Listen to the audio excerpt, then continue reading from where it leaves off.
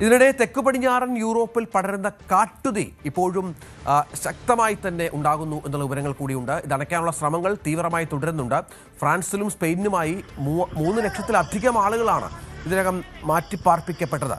വരാനിരിക്കുന്ന മണിക്കൂറുകൾ കൂടുതൽ ദുഷ്കരമാകും എന്ന സ്പെയിൻ്റെ മുന്നറിയിപ്പ് സ്പെയിൻ പ്രധാനമന്ത്രി പെഡ്രോ സാഞ്ചസ് കാസ്റ്റജോ ഈ മുന്നറിയിപ്പ് നൽകിയിട്ടുണ്ട്. ദുരിതബാധിത പ്രദേശങ്ങളിലെ താപനില വീണ്ടും ഉയരുമെന്നാണ് സൂചന. മനു ചേരുന്നുണ്ട്. മനു, അതിശക്തമായ കാട്ടുതീയാണ്. കാലാവസ്ഥാ വ്യതിയാനവും ഭൂമിയുടെ ചൂട് കൂടിയതുമൊക്കെ ഇതിന് കാരണമാണ്. മനുഷ്യനിർമ്മിതമാണ് എന്നുള്ള വാദങ്ങൾ മറുവശത്തുണ്ട്. എന്താണ് ഏറ്റവും പുതിയ വിവരങ്ങൾ? എന്തെങ്കിലും കുറവുണ്ടായിട്ടുണ്ടോ കാട്ടുതീക്ക്?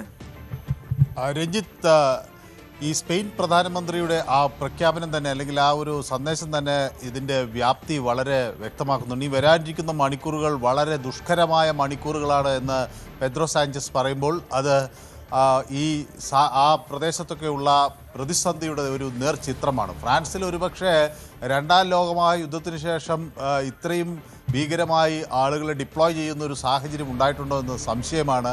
ആ നിലയ്ക്കാണ് കാട്ടുതീ പടരുന്നത്. ഏതാണ്ട് 3.5 ലക്ഷത്തോളം മനുഷ്യരെ മാറ്റി പാർപ്പിക്കേണ്ട ഒരു സാഹചര്യം ഉണ്ടായി. ഫ്രാൻസിലും സ്പെയിനിലുമാണ് ഇത് വലിയ തോതിൽ ബാധിച്ചിട്ടുള്ളത്. 3.5 ലക്ഷത്തിലധികം ഏക്കർ പ്രദേശത്ത് തീ വ്യാപിച്ചിട്ടുണ്ട് എന്നാണ് മനസ്സിലാകുന്നത്. ഇറ്റലിയിലും ഇപ്പോഴിതിൻ്റെ സൂചനകൾ കണ്ടു. അവിടെയും ടൂറിസ്റ്റുകൾ പല കാട്ടുതീക്ക് നടുവിൽ കുടുങ്ങിയവരെയൊക്കെ രക്ഷപ്പെടുത്തുന്നതിൻ്റെ വിവരങ്ങൾ പുറത്തു വരുന്നുണ്ട്. അങ്ങനെ കാട്ടുതീ യൂറോപ്പിനെ ആ നിലയിൽ വലിയ തോതിൽ ബാധിക്കുകയാണ്.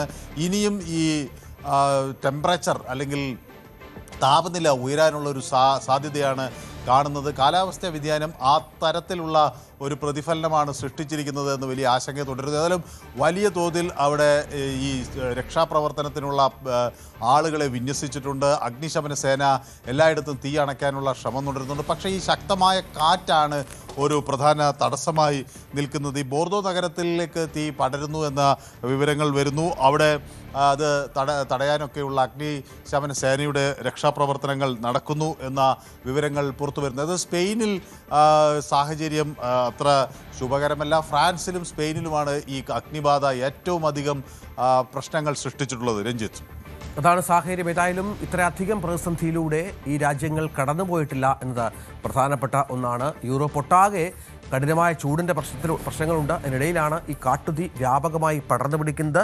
ലക്ഷക്കണക്കിന് ഹെക്ടർ വനഭൂമിയാണ് പൂർണ്ണമായും കത്തി നശിക്കപ്പെടുന്നത്. വരും വർഷങ്ങളിൽ ഈ രാജ്യങ്ങളിൽ കൂടുതൽ ദുർഘടമായ സാഹചര്യങ്ങളിലൂടെ കടന്നു പോകേണ്ടി വരും എന്നതിൻ്റെ സൂചനകൾ കൂടി കാലാവസ്ഥാ ശാസ്ത്രജ്ഞരും മറ്റും മുന്നറിയിപ്പുകൾ കൂടി നൽകുന്നുണ്ട്.